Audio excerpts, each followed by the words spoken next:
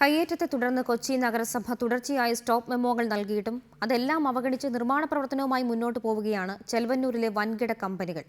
Stop memo നിലനിൽക്കെ തന്നെ 10-ലധികം കമ്പനികളാണ് നിർമ്മാണ പ്രവർത്തനം പൂർത്തിയാക്കിയിരിക്കുന്നത്. കോച്ചാപ്പള്ളിത്തോട് കയ്യേറിയതിന് 2 പ്രാവശ്യം സ്റ്റോപ്പ് മെമ്മോ ലഭിച്ച സ്വകാര്യ കമ്പനിയുടെ ഫ്ളാറ്റിന്റെ നിർമ്മാണം ഇപ്പോൾ അന്തിമഘട്ടത്തിലാണ്. കോച്ചാപ്പള്ളിത്തോട് കയ്യേറിയതിന് 2 വർഷമായി സ്റ്റോപ്പ് മെമ്മോ നിലനിൽക്കുന്ന സ്വകാര്യ കമ്പനിയുടെ ഫ്ളാറ്റിന്റെ 2014 മെയ് മാസം 20 കാഴ്ച ഇതാണ്.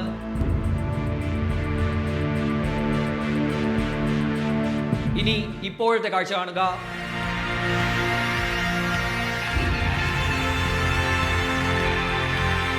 സ്റ്റോപ്പ് മെമ്മോ നിലനിൽക്കെ തന്നെ 6 മാസം കൊണ്ട് ഫ്ളാറ്റിന്റെ നിർമ്മാണം കമ്പനി ഏതാണ്ട് പൂർത്തിയാക്കി കഴിഞ്ഞു. കായൽ കയ്യേറിയെന്നാരോപിച്ച് പാവപ്പെട്ട വൃദ്ധയുടെ വീട് പൊളിച്ച കൊച്ചി നഗരസഭയുടെ മൂക്കിന് താഴെയാണ് ഇതും നടക്കുന്നത്. പക്ഷേ നടപടിയെടുക്കാൻ അധികൃതർ ഇവിടേക്ക് എത്തുന്നില്ല. മുറ പോലെ വരുന്ന കടലാസ് കഷ്ണം മാത്രമാണ് ചെലവന്നൂരിലെ വൻകിട കമ്പനികൾക്ക് കൊച്ചി നഗരസഭയുടെ സ്റ്റോപ്പ് മെമ്മോ. ഇവരുടെ നിന്നെല്ലാം പൈസ വാങ്ങിച്ചിട്ടാണ് കൊച്ചി നഗരസഭ ഉദ്യോഗസ്ഥന്മാരും ഇതിനോടനുബന്ധിച്ച എല്ലാ ഉദ്യോഗസ്ഥന്മാരും വൻ അഴിമതിയാണ് ഈ വിഷയത്തിൽ നടത്തിക്കൊണ്ടിരിക്കുന്നത്. ഇതിനിടെ കമ്പനി കയ്യേറിയ കോച്ചാപ്പള്ളിത്തോട് അളന്നുതിരിക്കുവാൻ ഓംബുഡ്സ്മാൻ ഉത്തരവിട്ടിട്ടുണ്ട്.